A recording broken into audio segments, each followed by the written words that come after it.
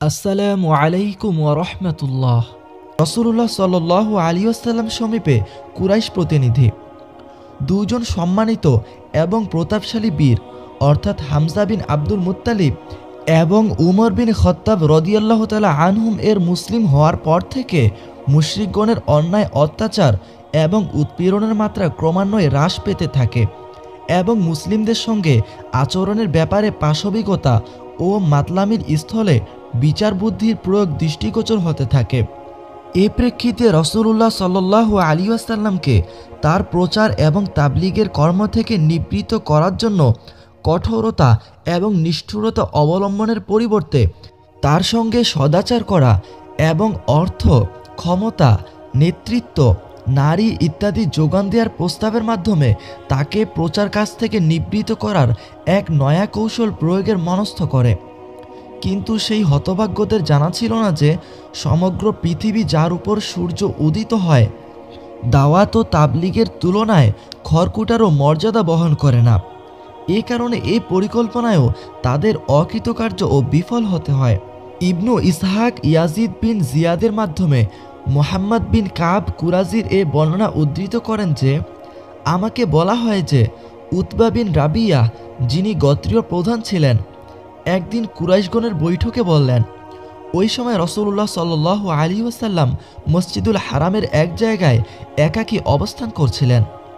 হে কুরাইশগণ, আমি মুহাম্মদ সাল্লাল্লাহু আলাইহি ওয়াসাল্লামের নিকট গিয়ে কেনই বা কথোপকথন করব না এবং তার সামনে কিছু উপস্থাপন করব না? হতে পারে যে তিনি আমাদের কোনো কিছু গ্রহণ করে নেবেন, তবে যা কিছু তিনি গ্রহণ করবেন তাকে তা প্রদান করে আমরা তাকে তার প্রচারাভিযান থেকে নিবৃত্ত করে দেব। এটা হচ্ছে সে সময়ের কথা যখন হামজা মুসলিম হয়ে গিয়েছিলেন এবং মুশরিকগণ দেখছিল যে মুসলিমদের সংখ্যা উত্তরোত্তর বৃদ্ধি পাচ্ছে। মুশরিকগণ বলল, আবুল ওয়ালিদ, আপনি যান এবং তার সঙ্গে কথাবার্তা বলুন। এরপর উতবা সেখান থেকে উঠে গিয়ে রাসূলুল্লাহ সাল্লাল্লাহু আলাইহি ওয়াসাল্লামের নিকট বসল এবং বলল, ভ্রাতুষ্পুত্র, আমাদের গোত্রে তোমার মর্যাদা ও স্থান যা আছে এবং বংশীয় যে সম্মান আছে তা তোমার জানা আছে। এখন তুমি নিজ গোত্রের নিকট এক বড় ধরনের ব্যাপার নিয়ে এসেছ, যার ফলে গোত্রভুক্ত বিভিন্ন লোকজনের মধ্যে বিভেদ সৃষ্টি হয়ে গেছে। ওদের বিবেক বুদ্ধিকে নির্বুদ্ধিতার সম্মুখীন করে ফেলেছ। তাদের উপাস্য প্রতিমাদের এবং তাদের ধর্মের দোষ ত্রুটি প্রকাশ করে মৃত পূর্বপুরুষদের কাফের সাব্যস্ত করছ। এসব নানা সমস্যার পরিপ্রেক্ষিতে আমি তোমার নিকট কয়েকটি কথা পেশ করছি, তার প্রতি মনোযোগী হও। এমনটি হয়তোবা হতেও পারে যে কোনো কথা তোমার ভালো লাগবে এবং তুমি তা গ্রহণ করবে। রাসূলুল্লাহ সাল্লাল্লাহু আলাইহি ওয়াসাল্লাম বললেন, আবুল ওয়ালিদ, বলো, আমি তোমার কথায় মনোযোগী হব। আবুল ওয়ালিদ বলল, ভ্রাতুষ্পুত্র, এ ব্যাপারে তুমি যা নিয়ে আগমন করেছ এবং মানুষকে যেসব কথা বলে বেড়াচ্ছ তার উদ্দেশ্য যদি এটা হয় যে এর মাধ্যমে তুমি কিছু ধন সম্পদ অর্জন করতে চাও, তাহলে আমরা তোমাকে এত বেশি ধন সম্পদ একত্রিত করে দেব যে তুমি আমাদের সবচেয়ে অধিক ধন সম্পদের মালিক হয়ে যাবে। কিংবা যদি তুমি এটা চাও যে মান, মর্যাদা, প্রভাব, প্রতিপত্তি তোমার কাম্য, তাহলে আমাদের নেতৃত্ব তোমার হাতে সমর্পণ করে দিব এবং তোমাকে ছাড়া কোনো সমস্যার সমাধান কিংবা মীমাংসা আমরা করব না।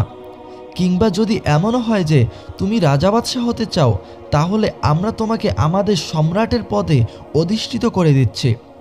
তাছাড়া তোমার নিকট যে আগমন করে সে যদি জিন কিংবা ভূতপ্রেত হয় যাকে তুমি দেখছো অথচ নিজে নিজে তার কুপ্রভাব প্রতিহত করতে পারছো না, তাহলে আমরা তোমার চিকিৎসার ব্যবস্থা করে দিচ্ছি এবং তোমার পূর্ণ সুস্থতা লাভ না হওয়া পর্যন্ত যে পরিমাণ অর্থ ব্যয় করা প্রয়োজন আমরাই তা করতে প্রস্তুত আছি।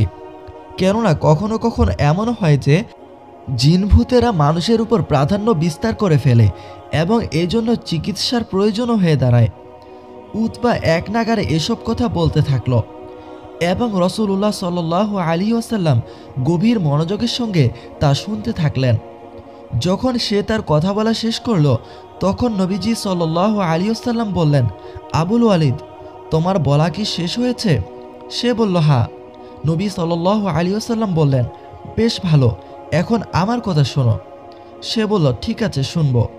নবীজি সাল্লাল্লাহু আলাইহি ওয়াসাল্লাম বললেন, বিসমিল্লাহির রহমানির রহিম, হামিম।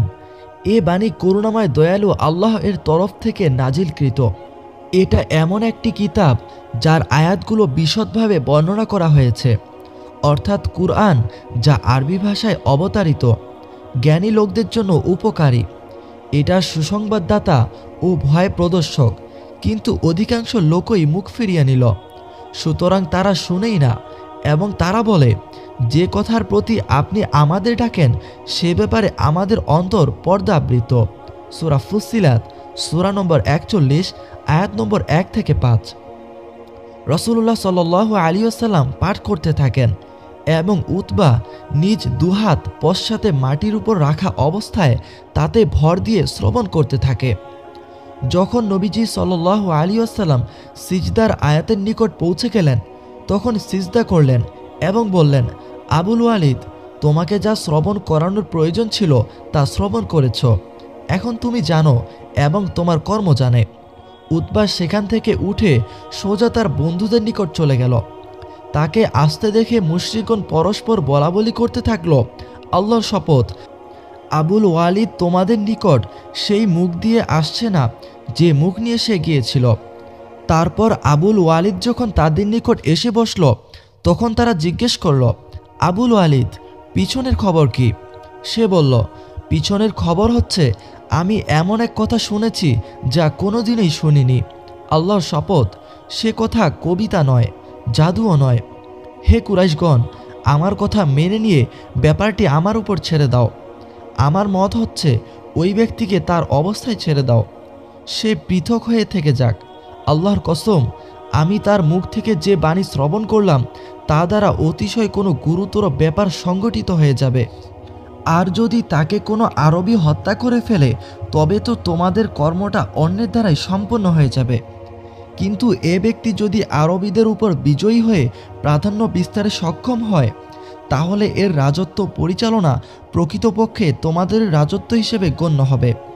এর অস্তিত্ব বা টিকে থাকা সবচেয়ে বেশি তোমাদের জন্যই মঙ্গলজনক হবে। লোকেরা বলল, আবুল ওয়ালিদ, আল্লাহর কসম, তোমার উপরও তার জাদুর প্রভাব কাজ করেছে। উতবা বলল, তোমরা যাই মনে করো না কেন, তার সম্পর্কে আমার যা অভিমত আমি তোমাদের জানিয়ে দিলাম। এখন তোমরা যা ভালো মনে করবে তাই করবে। অন্য এক বর্ণনায় এটা উল্লেখিত হয়েছে যে, নবী করিম সাল্লাল্লাহু আলাইহি ওয়াসাল্লাম যখন তিলাওয়াত আরম্ভ করেছিলেন, তখন উতবা নীরবে শুনতে থাকে। তারপর রাসূলুল্লাহ সাল্লাল্লাহু আলাইহি ওয়াসাল্লাম যখন এ আয়াতে কারিমা পাঠ করেন, অর্থাৎ এরপরও তারা যদি মুখ ফিরিয়ে নেয়, তাহলে বলো, আমি তোমাদেরকে আকস্মাৎ শাস্তির ভয় দেখাচ্ছি, আদ ও সামুদের উপর নেমে আসা আকস্মাৎ শাস্তির মতো। সূরা ফুসসিলাত আয়াত 13। এ কথা শোনা মাত্রই উতবা ভয়ে কাঁপতে কাঁপতে উঠে দাঁড়ালো এবং এটা বলে তার হাত রাসূলুল্লাহ সাল্লাল্লাহু আলাইহি ওয়াসাল্লামের মুখের উপর রাখলো যে, আমি আল্লাহর মাধ্যম দিয়ে এবং আত্মীয়তার প্রসঙ্গটি স্মরণ করিয়ে কথা বলছি যে এমনটি যেন না করা হয়। সে এ ভয়ে ভীত হয়ে পড়েছিল যে প্রদর্শিত ভয় যদি এসেই যায়। এরপর সে সম্ভবত মুশরিকগণের নিকট চলে যায় এবং তাদের সঙ্গে উল্লেখিত আলাপ আলোচনা করে। রাসূলুল্লাহ সাল্লাল্লাহু আলাইহি ওয়াসাল্লামের সঙ্গে কুরাইশ নেতৃবৃন্দের কথোপকথন। কুরাইশগণ উক্তরূপ উত্তরে একেবারে নিরাশ হয়ে যায়নি, কেননা তিনি রাসূলুল্লাহ সাল্লাল্লাহু আলাইহি ওয়াসাল্লাম তাদেরকে স্পষ্ট করে কিছু বলেননি, বরং উতবাকে কয়েকটি আয়াত তিলাওয়াত করে শুনিয়েছেন মাত্র। অতঃপর উতবা সেখান হতে ফিরে এসেছে। ফলে কুরাইশ নেতৃবৃন্দ পরস্পরে যাবতীয় বিষয়াদি সম্পর্কে পরামর্শ ও চিন্তাভাবনা করল। অতঃপর এক দিবসে তারা মাগরিবের পর কাবার সম্মুখে একত্রিত হয়ে রাসূলুল্লাহ সাল্লাল্লাহু আলাইহি ওয়াসাল্লামকে ডেকে পাঠালে তিনি দ্রুত সেখানে হাজির হলেন, এমন মনে করে যে তাতে হয়তো কোনো কল্যাণ রয়েছে। যখন তিনি তাদের মাঝে আসন গ্রহণ করলেন, তারা উতবার অনুরূপ প্রস্তাব পেশ করল। তাদের ধারণা ছিল যে সেদিন উতবা একা একা প্রস্তাব করাতে মুহাম্মদ সাল্লাল্লাহু আলাইহি ওয়াসাল্লাম সম্মত হয়নি, তবে সবাই সম্মিলিতভাবে প্রস্তাব করলে তা মেনে নিবে অবশ্যই। কিন্তু তাদের প্রস্তাব শোনার পর রাসূলুল্লাহ সাল্লাল্লাহু আলাইহি ওয়াসাল্লাম বললেন, তোমরা আমার ব্যাপারে এসব কি বলছো? আমি তোমাদের নিকটে কোনো ধন সম্পদ ও মর্যাদা চাই না, তোমাদের নিকট কোনো রাজত্ব চাই না। তবে আল্লাহ তাআলা আমাকে তোমাদের প্রতি রাসূল হিসেবে প্রেরণ করেছেন, তার পক্ষ হতে আমার উপর কিতাব অবতীর্ণ করেছেন, আর আমাকে এ মর্মে নির্দেশ দেওয়া হয়েছে যেন আমি তোমাদেরকে ভালো কর্মের উত্তম ফলাফলের শুভ সংবাদ দিই এবং অন্যায় ও পাপ কর্মের শাস্তি সম্পর্কে ভীতি প্রদর্শন করি। সুতরাং আমি তোমাদের নিকট আমি রিসালাতের বাণী পৌঁছিয়ে দিচ্ছি এবং সৎ উপদেশ প্রদান করছি। আমি যা নিয়ে প্রেরিত হয়েছি তা যদি তোমরা মেনে নাও তাহলে দুনিয়া ও আখিরাতে এর ভালো পরিণাম ভোগ করবে, আর যদি আমার প্রস্তাব প্রত্যাখ্যান করো তবে আমার ও তোমাদের মধ্যে আল্লাহর ফায়সালা না আসা পর্যন্ত ধৈর্য ধারণ করে যাব। তারা ব্যর্থ মনোরথ হয়ে ফিরে গিয়ে আরেক পদক্ষেপ গ্রহণ করল। তা হলো তারা রাসূলুল্লাহ সাল্লাল্লাহু আলাইহি ওয়াসাল্লামের কাজে দাবি জানালো যে নবীজি সাল্লাল্লাহু আলাইহি ওয়াসাল্লাম যেন তাদের জমিন থেকে পাহাড়সমূহ দূরীভূত করে দেন, তাদের জমিন প্রশস্ত করে দেন, অতঃপর সেই জমিনে ঝর্ণা ও নদ নদী প্রবাহিত করে দেন। আর তিনি অর্থাৎ রাসূলুল্লাহ সাল্লাল্লাহু আলাইহি ওয়াসাল্লাম যেন তাদের মৃতদেরকে জীবিত করে দেন, বিশেষ করে কুসাই বিন কিলাবকে। তিনি অর্থাৎ রাসূলুল্লাহ সাল্লাল্লাহু আলাইহি ওয়াসাল্লাম এসব কর্ম সম্পাদন করলেই কেবল তারা ঈমান আনবে। তাদের এ কথার জবাবে রাসূলুল্লাহ সাল্লাল্লাহু আলাইহি ওয়াসাল্লাম পূর্বের ন্যায় জবাব দিলেন। এরপর তারা আবার অন্য একটি বিষয় উত্থাপন করল। তারা বলল, নবী সাল্লাল্লাহু আলাইহি ওয়াসাল্লাম যেন তার প্রভুর নিকট একজন ফেরেশতাকেও নবী করে পাঠান, যিনি মুহাম্মদ সাল্লাল্লাহু আলাইহি ওয়াসাল্লামের দাবিকে সত্যায়ন করবে, আর আল্লাহ তাআলা যেন তাকে বাগবাগিচা, ধন সম্পদ ও স্বর্ণের অট্টালিকা প্রদান করে। এবারও রাসূলুল্লাহ সাল্লাল্লাহু আলাইহি ওয়াসাল্লাম একই জবাব দিলেন। অতঃপর তারা চতুর্থ একটি বিষয় উপস্থাপন করল। মুহাম্মদ যেহেতু তাদের শাস্তির ভয় দেখায়, সুতরাং কুরাইশরা নবী সাল্লাল্লাহু আলাইহি ওয়াসাল্লামের কাছে আযাব আনয়ন করার দাবি জানালো এবং এও বলল তাদের উপর যেন আকাশ ভেঙে পড়ে। আল্লাহ তাআলা যথাসময়ে এটা সম্পাদন করবেন। শেষ পর্যায়ে তারা ভীষণ হুমকি দিল, এমনকি তারা বলল, আমরা তোমাকে সহজে ছেড়ে দেব না, এতে হয় আমরা তোমাকে শেষ করব অথবা আমরা নিঃশেষ হব। তাদের এ ধরনের ধমকি শোনার পর রাসূলুল্লাহ সাল্লাল্লাহু আলাইহি ওয়াসাল্লাম অত্যন্ত চিত্তান্বিত হয়ে স্বীয় পরিবারবর্গের নিকটে ফিরে গেলেন। রাসূলুল্লাহ সাল্লাল্লাহু আলাইহি ওয়াসাল্লামকে হত্যার ব্যাপারে আবু জেহেলের অঙ্গীকার। রাসূলুল্লাহ সাল্লাল্লাহু আলাইহি ওয়াসাল্লাম যখন কুরাইশ নেতৃবৃন্দের নিকট হতে ফিরে আসলেন, তখন আবু জেহেল কুরাইশ নেতৃবৃন্দের মধ্যে ঘোষণা দিয়ে বলল, কুরাইশ ভ্রাতৃবৃন্দ, আপনারা সম্মুখরূপে অবগত আছেন যে মুহাম্মদ সাল্লাল্লাহু আলাইহি ওয়াসাল্লাম আমাদের ধর্মে কলঙ্ক রটাচ্ছে, আমাদের পূর্বপুরুষের নিন্দা করছে, আমাদের জ্ঞান বুদ্ধিকে খাটো বলে রটনা করছে এবং দেবদেবীগণের অবমাননা করছে। এসব কারণে আল্লাহ তাআলার শপথ করে বলছি যে আমি এক খণ্ড ভারী এবং সহজে উঠানো সম্ভব এমন পাথর নিয়ে বসবো এবং মুহাম্মদ সাল্লাল্লাহু আলাইহি ওয়াসাল্লাম যখন সিজদায় যাবে তখন সেই পাথর মেরে তার মাথা চূর্ণ করে ফেলবো। নাউজুবিল্লাহ। এখন এই অবস্থায় তোমরা আমাকে একা অসহায় ছেড়ে দাও, আর না হয় সাহায্য করো। বনু আব্দে মানাফ এরপর যা চাই তাই করুক। উপস্থিত লোকেরা বলল, আল্লাহর শপথ, আমরা তোমাকে অসহায় ছেড়ে দিতে পারি না, তুমি যা করার ইচ্ছে করেছ তা করে ফেলো। সকাল হলে আবু জেহেল তার ঘোষণার অনুরূপ একখণ্ড পাথর নিয়ে রাসূলুল্লাহ সাল্লাল্লাহু আলাইহি ওয়াসাল্লামের অপেক্ষায় বসে থাকল। রাসূলুল্লাহ সাল্লাল্লাহু আলাইহি ওয়াসাল্লাম যথানিয়মে আগমন করলেন এবং সালাতে রত হলেন। কুরাইশগণ সেখানে উপস্থিত হয়ে আবু জেহেলের কথিত কাণ্ড দেখার জন্য অপেক্ষামান রইল। যখন রাসূলুল্লাহ সাল্লাল্লাহু আলাইহি ওয়াসাল্লাম সিজদায় গমন করলেন, তখন আবু জেহেল পাথর উঠিয়ে তার দিকে অগ্রসর হল, কিন্তু নিকটে পৌঁছে পরাস্ত সৈনিকের মতো সবেগে পশ্চাৎপসরণ করল। আল্লাহু আকবার। এ সময় তাকে অত্যন্ত বিবর্ণ এবং ভীতসন্ত্রস্ত দেখাচ্ছিল। তার দুহাত পাথরের সঙ্গে শক্তভাবে চিমটে লেগে গিয়েছিল। পাথরের গা থেকে হাত ছাড়াতে তাকে যথেষ্ট কষ্ট করতে এবং বেগ পেতে হয়েছিল।